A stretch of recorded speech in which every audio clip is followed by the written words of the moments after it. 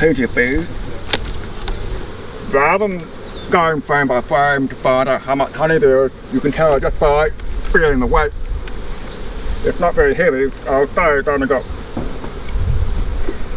about a quarter of honey in there. I just quickly look for the queen. It's unlikely, but I'll check anyway.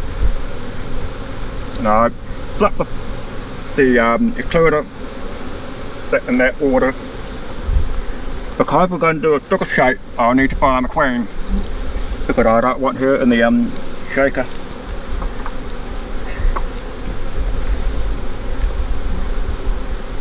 Okay, here's some nice food here.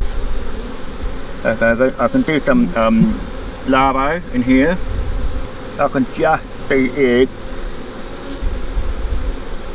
Yes, I can see them clearly here now. I'm putting the brood here for now to use in the shaker, but I just need to find the queen first just to make sure. It's a nice flying pattern with the brood covering most of the hive frame though. Another good full one here, nice full of honey. Nice new honey on that one.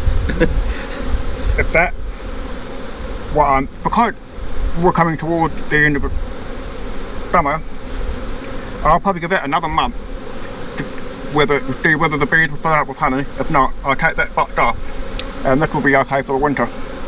Usually when I'm looking for the queen, I separate the two boxes first, because otherwise what happens is when you're going through like that, you might miss her, and then she might walk down to the bottom, or vice versa, as I'm coming towards the end of the box.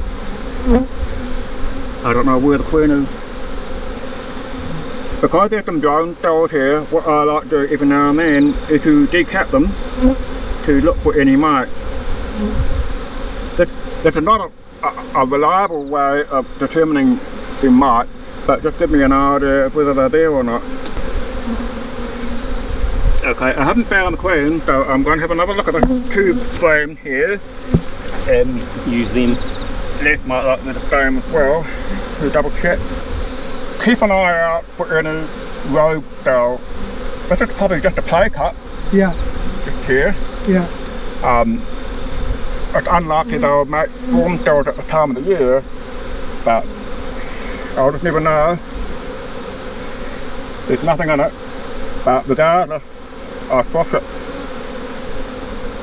That reminds me, another way to tell if your queen is failing is that the bees will make their own queen cells, and they'll usually make them around here, and that tells you that the bees are deciding they don't like the queen, or she's poorly laying, and they'll begin to make queen cells along here. If you find that, you have the option of killing the queen and let them produce their own queen, or buy a new queen and frisk all those queen cells.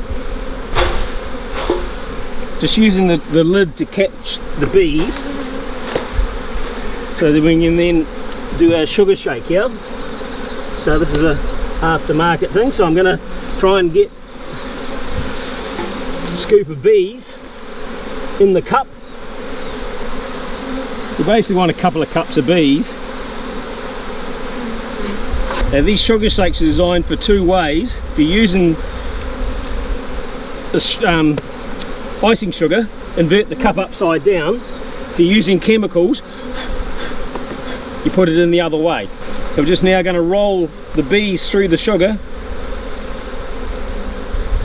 This just coats them, and if there's any mites, it should take the mites off with the sugar.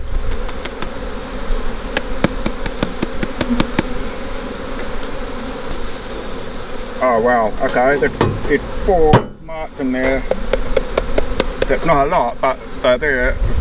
I think about the time of the year, and it's springtime, that's when mite numbers begin building up. So there's quite a few in there. I've only got 2 strips with me, but you need at least 2 strips per brood,